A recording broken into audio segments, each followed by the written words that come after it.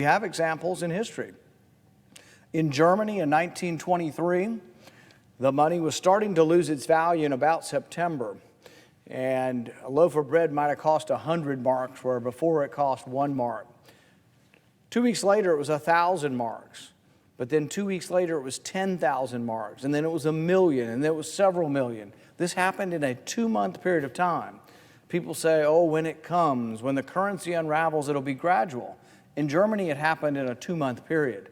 In Venezuela, the currency is completely worthless. Same as Germany. It's almost better to burn your currency for fuel or warmth than it is to spend it. This is what happens when you have runaway spending and out-of-control deficits. Venezuela is one of the richest countries in South America. They have more oil underground than Saudi Arabia. But frankly, socialism doesn't work. Socialism is this borrow and spend. It is this alarming tendency to want to offer everybody everything and say it's going to be free. Many of these things backfire.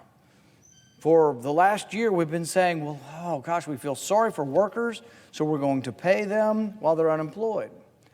But guess what? If you pay them more than the market wage, more of them will choose unemployment, and more of them will choose unemployment, and more of them will stay unemployed for a longer period of time. We found this out in the 2008 recession. During the 2008 recession, we extended unemployment. It's normally 26 weeks, it's paid for by a tax, and it largely works within the confines of a state-run program. We extended it to 99 weeks, almost 2 years. But you know what the studies found? And this is part of the syndrome we have around here. It's sort of the big heart, small brain syndrome. I think many of these people want to help people. They just don't understand, but what they're doing is actually hurting the same people they're trying to help.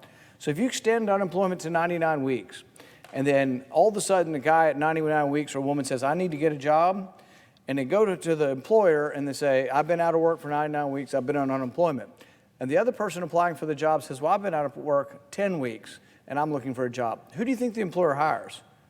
Every time. It's a person out of work 10 weeks. The person out of 99 weeks, they're like, there might be something wrong here. We might have gotten to the point where we've lost work ethic. So what have you done to that person that you tried to help? You've actually kept them out of the workplace so long that they become unemployable. After they become unemployable, what do they become? The permanently unemployable, the non-working part. You wonder who this is? 62% of the country is in the working force, 38% is not. These are people permanently out of the workforce. These aren't people who can't work. These are just people, for one reason or another, are no longer in the workforce. Now, some of them can be people who can't work, and we have sympathy for that. But many of them are people who just stayed out of work too long, or took the wrong incentives, or became addicted to drugs or alcohol because they weren't working. So there are things we can do in our country, but if we're not careful, it's going to slip away from us.